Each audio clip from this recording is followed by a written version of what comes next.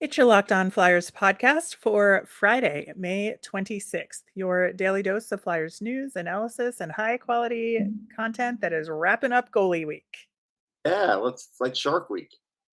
Yeah, it's been a really good week. And today we're going to address the free agent market for goaltending in the NHL, as well as talk about a couple of draft eligible goalies that we didn't talk about and why. Your Locked On Flyers, your daily podcast on the Philadelphia Flyers. Part of the Locked On Podcast Network. Your team every day.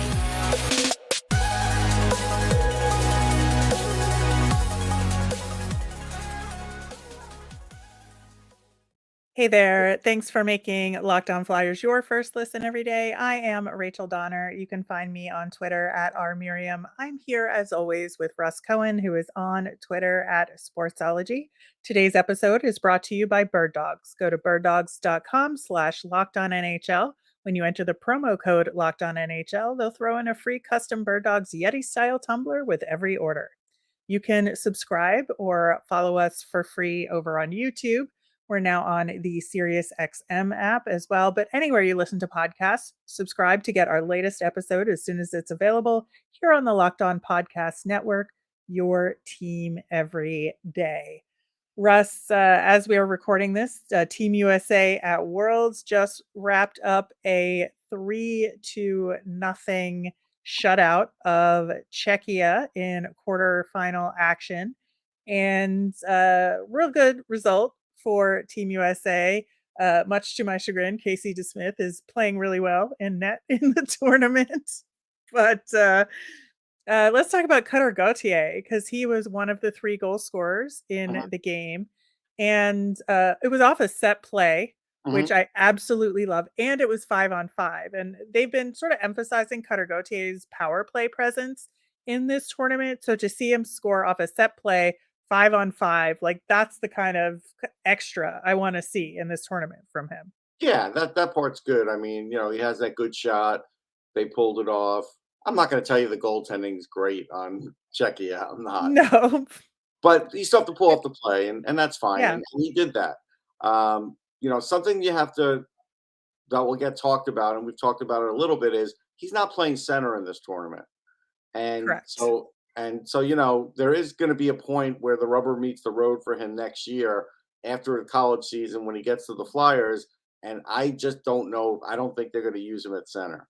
And I think David Quinn is kind of doing the right thing here by putting him on the wing because, again, that's his fastest path to the NHL, honestly. Yeah, I think it is interesting. And in some ways, I want to thank David Quinn for doing this because I think it is showing how good he is on the wing and against this kind of competition. It's a really good example of what he could look like in the NHL. And I think you're right there. And it's going to be a really interesting transition back to Boston College for next season. And are they going to now start playing him on the wing? Are the Flyers going to see what he's doing in Worlds and say, hey, BC, play him on the wing because this is what we're going to want from him? BC is Or, going to do what they need, too. So it's going to depend on yeah. the roster. They're going to have Will Smith there. So chances are Gauthier might not be needed at center because they'll probably have 2 other centers at least. So you don't want him to Right. play third line center. But I mean, he would play second line center. But even then, do you want him playing second line center? He's going to play second line no matter what. So that's the question that's going to come up because no matter what, he'll be on the second line because that whole U.S. line is going there. Right. So I think, it's going to be an interesting discussion and negotiation between the Flyers and Boston College and, what's best for his development overall as we get into next season. But yeah, some good work from Cutter Gauthier at Worlds. So good to see. So looking at the goaltending free agent market, we talked about this a little bit earlier this week, but didn't really dig into it. But the pickings are slim this year. And, a lot of the top goaltenders obviously are signed through multiple year contracts.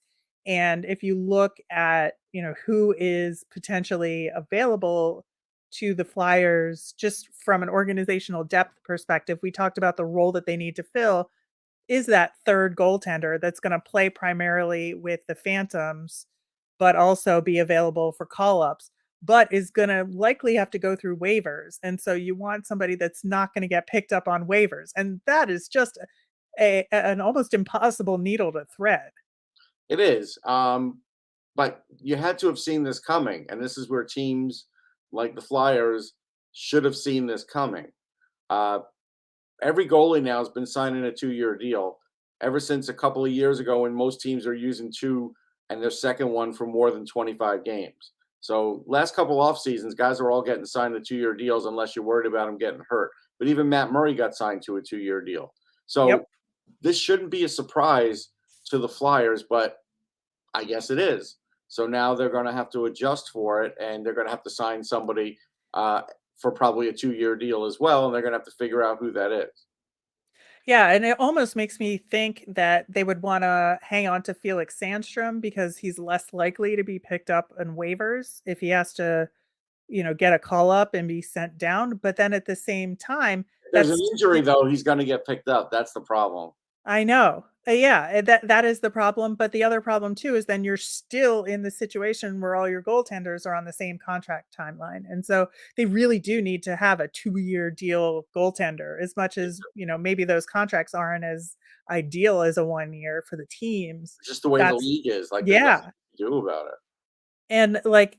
And you look, just browse cap friendly, see who's available. Real David No, Rittich. that's what hold on. Yeah. That's what you and I will do to find them a goalie. They should already have guys in mind. Yeah. And chances are it should be like a veteran that's overseas that has never been here. So you could sign them to an ELC and keep it cheap and make it a 2-year deal. That's what you should have been scouting for this whole time. I mean, they have European scouts. Danny's been there for months and months and months. Somebody should have looked at this and said, hey, let's go scout what's going on there now. And maybe they are at the World Championships and maybe they'll sign somebody. But even that's a little late, but, better late than never. But that's what the plan should have been, Rachel. And that's the thing. This is why I can't give Danny a pass for a lot of things that are going on, because he's been there and he could recommend things and he was able to do a little bit anyhow, even before he was named interim. But by the time he was named interim, there should have been a list of things that he, wanted to take care of, and that should have been near the top. Yeah, I mean, I think in theory you are right there. I want to give a sliver of a chance that they have actually done that thing, and we just don't know it. And so I don't want to outright condemn him for not doing that kind of legwork, because that legwork could have been done and we don't know. So, put that asterisk. Well, you figure the signing would have happened already, though. That's the only thing. You figure. Well, but I think they would have to trade Sandstrom before they could do it. They don't really have to. All they have to do is keep him under contract, start him at Lehigh, and call him up 1 week, and they'll lose him. You know what I mean? They don't have to. That's fair. But in terms of, looking at the existing goaltender pool, I mean, is there anybody on that list? Maybe JF Berube is a free agent, but I would think he'd re-sign with that organization. Probably will. Alex Lyon will be a free agent, but I wouldn't think he'd want to come back. I don't think he's going to come back. Yeah, it's just there's too many ex-Flyers goaltenders out there. That's part of the problem. Troy Grosenick's contract is expiring, and he was injured, so who knows. I would love to see them bring back Zane McIntyre, but I think he was great for the Phantoms, but again, he's not as good a call-up option. No, that's the problem. You need a guy, as a call-up option. So there's not a lot. And that's where I think you need to look overseas. I do. Yeah, I think that's. And it's obviously not Russia. When I'm talking overseas, we're not talking about Russia, because that's hard enough. Get a Swede or a Czech. Yeah. I mean, although to be fair, and I don't know because I didn't look at it, you saw that a bunch of Russians signed ELCs recently. Mm-hmm. So I don't know if there are any free agents that came over hoping to sign. I haven't seen anything written about it, but there could be some guys that came over that were done with their KHL duties and maybe there's a guy there that we're unaware of. I don't know. Yeah, the only other option I think right now that seems intriguing is Malcolm Subban, who's a UFA this year. I think he does have. You can potentially call him up. He's still not great. I think he's staying there because Yeah, I I think know. I think they have problems with Pekka Luukkonen that they're going to have to make a decision on him, and Subban is a lot easier option to kind of keep there, especially if they're maybe going to deal Pekka Luukkonen because they're just not sure on him at this point. I know. Well, and Martin Jones is a UFA as well, but you know. He's not signing as a third goalie. He's not. No, he is not. He's looking for a starting job after what he did this year, so that's a I whole other know. conversation. I At know. least the 1B. Yeah. So really, again, the pickings are slim. They are. Everybody else, further up on the list, even than Brian Elliott or Martin Jones or even Anthony Stolarz, who's a free agent, but I think he's going to resign He's going to resign with Anaheim. I'm in sure. Anaheim as well. Like they're just more kind of top level goaltenders that are either going to resign or take a top, 1A or 1B Right. position on, well, more likely a 1B position on another team. So that's where we are in free agency. So that's what we've been raising the alarm bells about. In the meantime, we did cover a ton of draft eligible goaltending prospects this week. You can go back and listen to those episodes if you haven't yet. We're going to just touch on a few that we didn't talk about, and Russ is going to say why he did not want to include them. We will do that coming up next. Today's episode is brought to you by Birddogs. I look better in shorts and pants. Their stretchy fabric makes me look good, and they're comfier than my shorts and pants. They also have a cotton fabric that's really nice too, and again, same inside. They definitely are good for long-term wear. I've been using them for walking the dog, even longer walks on my own, doing yard work. You could, again, for wearing them kind of like all day long, they're actually really good. They're short. They're perfect for tailgating and baseball games, and they're good for the drive home too. If you're going to be on a long drive one day, you can wear them too. So go to birddogs.com/LockedOnNHL. When you enter the promo code LockedOnNHL, they'll throw in a free custom Birddogs Yeti style tumbler with every order.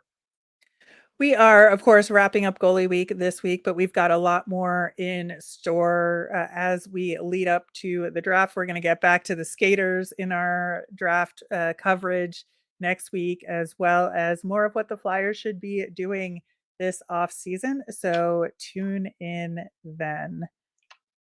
Russ, we covered Jacob Fowler, Carson Bjarnason, Adam Gajan, Ewan Huey, Noah Erlinden, Trey Augustine, and Michael Harabel this week. That's a good list. Real good list, I think. Solid list. There's a lot of guys there. So there's some other goaltenders that are ranked, a little higher than some of these guys.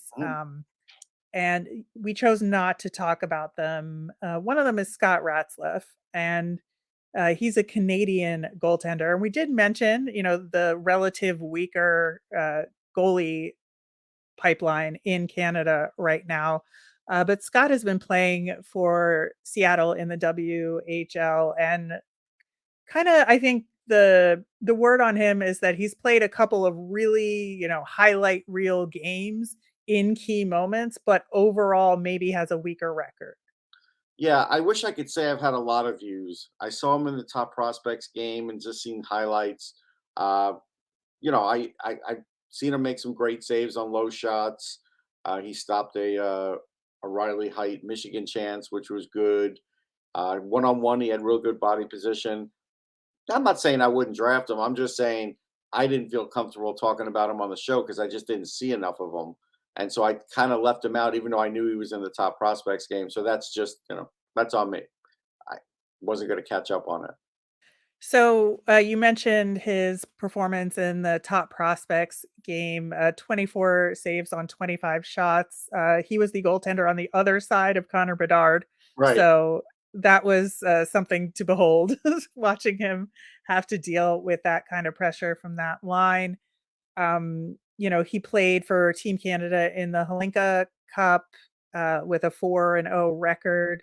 .976 save percentage. So he can step up in these big moments. He was good in that. I Um, remember that. I do. yeah. So, but with Seattle, now Seattle, isn't the best team, not the worst team either, but that record reflects that. He was 25-8 this past season, a 918 save percentage, but a real solid 2.15 goals against average. That's well below 3. So, I think if the Flyers would pick him, wouldn't complain about it again, but I think some of the other guys we talked about are definitely more appealing. Yeah, I mean, look, he is going to the Mem Cup, and if he does do well in the Mem Cup, that could boost him. I've seen that happen. So, you know, I'm sure there's a couple teams that do really want him. I just, Hmm. like I said, it's hard for me, to say, yeah, I would take him over Harabel. I wouldn't. Um, the rest of the guys, it's possible he could be better than. I'd have liked to have seen him more, so I just wasn't ready to go down that road. But I think a good Mem Cup could really help him. Yeah. Turning to Tomas Suchanek of Czechia, plays for Tri-City in the USHL. He's an overager. He's 20 years old, has not been drafted yet, but had a really solid World Juniors with a big win over Team USA, 35 saves in 38 shots. They had that overtime loss to Canada in the final. Real heartbreaking for them, but turned in an excellent tournament where he was, on the tournament all-star team, best goals against average, best save percentage, top 3 player on the team. He was just a real standout in that tournament. Yeah, going back to that tournament's notes, I like that he was tough and stopped shots up high, which are hard to do. He's big. He takes up a lot of net, and he was good on stopping breakaways and one-on-one situations. So I did have that for him. I don't have a lot else because again, I don't see a ton of Tri-City, and he hasn't been on my radar. I do think he's draftable, but the problem is if someone's taking him, they're doing it in like the 7th round, 6th, 7th round. So I gave guys that would go before then, So Right. but I think it's possible he goes this time. But if he doesn't, he'll be one of those guys that ends up, signing as a free agent one day or just never playing in the NHL. He's like, it's going to be that way for him, I feel. Yeah, he might go later in the draft, might be available in the 4th or 5th round. Yeah, I think maybe even later than that, but yeah, definitely later in the draft for sure. All right. And Calvin Vashon. Russ, talk to us about this guy who has an NHL legacy. Yeah, I mean, Rogie is his grandfather. Rogie was a big time goalie originally for the Canadians, but I also watched him on the Kings. When the Kings weren't great, he was a reason they had a great line. They did, and then he was, he kept them in it for many, many years. I liked him. I felt like he had Rogie. Had a lot of chops. So now you talk about his grandson, and he's at Shattuck and he's killing it there. I did Right. I did see him in the tournament, and I thought he did really well. There was a great save that he made on Halttunen, who was up in this draft for Finland, and I thought he performed well. I don't think he was great, but I thought he was good, and I feel like could the Kings or somebody like that, the Kings, the Red Wings, one of those teams that Rogie played for, draft him in the 5th, 6th, or 7th round? Yeah, I think it's possible. Well, you mentioned the Kings, and he grew up in the junior LA Kings program, and that's where he learned how to goaltend. So I think that would make a lot of sense for him. Also, like going to Shattuck St. Mary's is very prestigious. So, there is that legacy. He is on the young side. He's actually not turning 18 until July. So, he may take an extra year to develop because of that. And that's something to consider. It is something to consider. That's one of those things where a team can decide, and maybe everybody's going to decide, and they'll wait, and they won't do anything. When he did play in the Holinka Gretzky, his save percentage was 868, but I thought he had one good game, one mediocre game. I think if my memory serves, that's how it was. So I saw some good things. And again, I would put a late rounder on him based on the fact that uh, he's got the name. He's also going to Shattuck, so it's not like you're drafting Marty Brodor's son and hoping he turns into a goalie, because that, he was an okay goalie, but it didn't. This is better than that. And then there's Right. still a bloodline too. So I take a chance on it. All right, these are some, lower round options for the Flyers. Certainly nobody that we would burn a third round pick on, No. but definitely goaltenders worth considering then. In the meantime, we have your mailbag questions and we will get to them coming up next. Today's episode is brought to you by FanDuel. Make a fast break to FanDuel during the NBA playoffs. Right now, new customers can get a no sweat first bet up to $1,000. That's $1,000 back in bonus bets if your first bet doesn't win.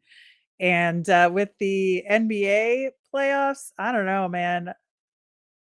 It's been a weird playoffs, but the Nuggets are looking like maybe they got a shot here. First time ever. Yeah. The best parts about betting on FanDuel are that they have great promotions every day. They've got a safe and secure app, and you'll get paid instantly. There's no better place to bet all the playoff action than America's #1 sportsbook. Visit fanduel.com/locked on and get a no sweat first bet up to $1,000. That's fanduel.com/locked on. FanDuel, official sports betting partner of the NBA. Wrapping up the week with your mailbag questions. We got some real good ones out there. Randy in Toronto, bless you for being a Flyers fan in Toronto, Randy. The struggle must be real. Like the But Leafs are so good that you have to really make a difficult choice there. yeah, but based on that, he brings up an interesting trade proposition with the Leafs in turmoil and maybe willing to make some desperation moves or or whatnot. Randy suggests Travis Konechny and Ivan Provorov to Toronto for William Nylander. Yeah, I understand that trade for the Toronto perspective. From the Flyers perspective, it's like, are you now going to take Nylander and in a year going to have to give him a long-term deal? That's the problem Right. with that deal, and I'm going to have to stay away from it because of that. So I don't think it's going to happen based on that. Yeah, I think sort of in a vacuum, it makes a lot of sense. But Uh, I think also where the Flyers are in this rebuild, it's like almost a year too early to get a Nylander, right. right? That, a year If from you tell now, him next let's, year with another year, and then you could sign him to a long-term deal. Yeah, maybe it makes a little more yeah, sense. I think that, a year from now, it would make more sense. Randy had a couple other suggestions as well for some rule changes. Want to bring up one of them, which is intriguing, and see what you think, Russ. Teams should stop switching ends after periods since no one wants games or series decided by the long change. Yes or no? No, that's a part of the strategy. Just you got to coach that. Too bad.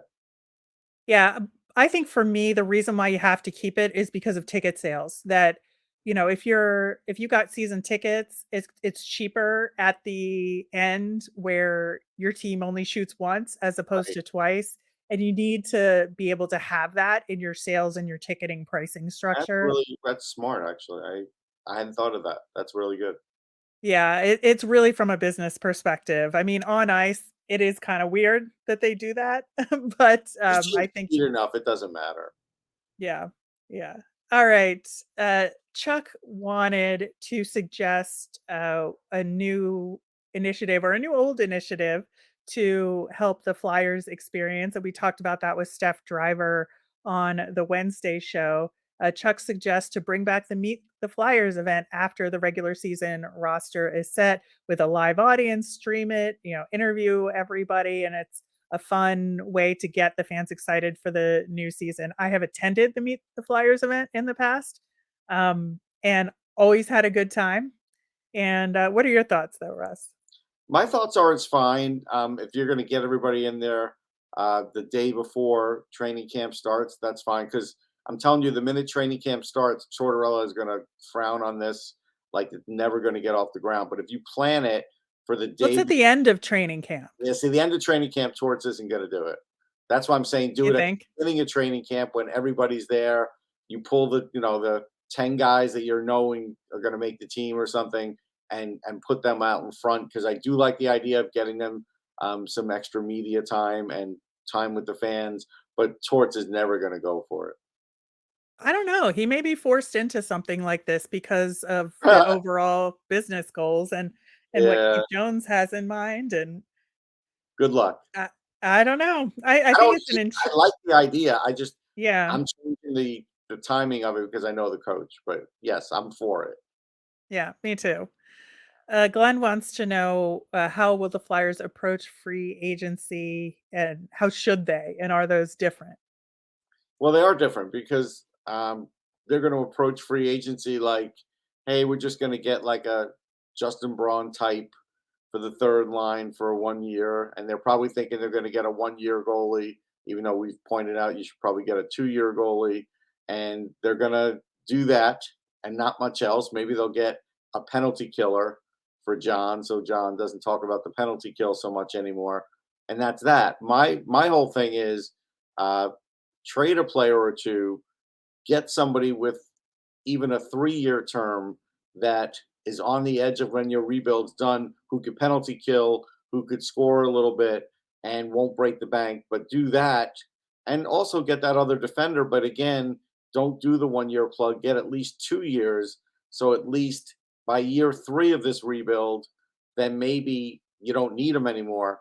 But that's the thing. I want to more or less bridge the gap with these signings. And if the guy's that good, then, I keep it going. I don't want anybody really old, but I think the Flyers are looking at all like 1 year guys, and I don't like that. Yeah, I think it's a tough thing to do to try and sign guys that are absolutely temporary, right? Yeah, That aren't just fourth liners. That's the problem. We're going to need to fill in some roles maybe on the third line definitely that on we the can third line. Yeah, yeah, that can step up due to injuries and play second line minutes.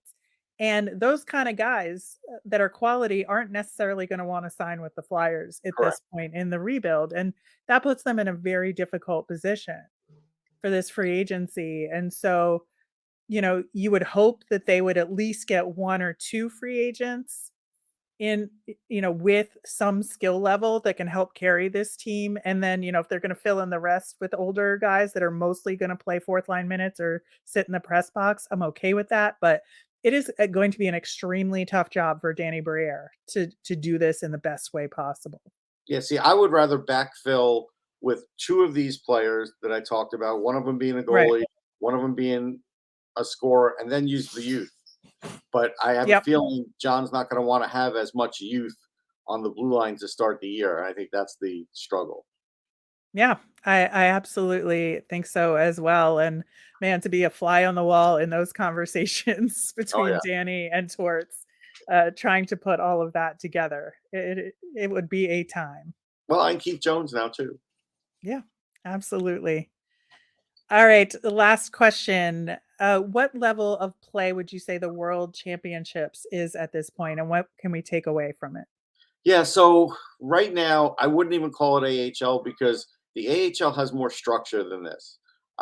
This year, the talent level's down a little bit. It reminds me of a couple of years ago, World Juniors. World Juniors at its best, just below AHL. That's what I think we're looking at for most of the teams. Again, France, Czechia, those kinds of teams. Yes, they can play defense, but a lot of them have very little offense. So I think that's what we're looking at. Yeah, as if you're a player, you still got to, do your part. But even when you look at this US team who might get, a gold medal, which they haven't done in a million years in the World Championships, there's a reason. Go look at Canada's roster. Nobody showed up. They could have gotten all great Leafs, and otherwise none of those players wanted to come. So you have to look at it you have to take it with a grain of salt because of that. Yeah, I think so too. It's been a fun tournament to watch. Yeah, I mean Don't today's game was all right. It wasn't terrible. I'm hoping the next couple will be better. That's what I'm hoping. Yeah. I've not tuned in much at all, though. I haven't. I definitely have watched quite a bit of it, and it's just been a nice, fun thing to have on in the background Mhm. and get to see some I had players Love and Death in a on. different environment. That was really good. You should watch Love and Death. That excellent on Apple Plus. All right. On that note, that will do it for today's show and for the week. We will, of course, be back on Monday with the latest Flyers news and our nemesis of the week. And we'll be digging more into draft content as well as what the Flyers should and will be doing the remainder of this off season. As a reminder, we always want to hear from you. If you want your question answered on the show, you can tweet us at Locked On Flyers, email us at lockedonflyers@gmail, or comment over on YouTube. I'm Rachel. I'm on Twitter at rmiriam. That's RMIRIAM.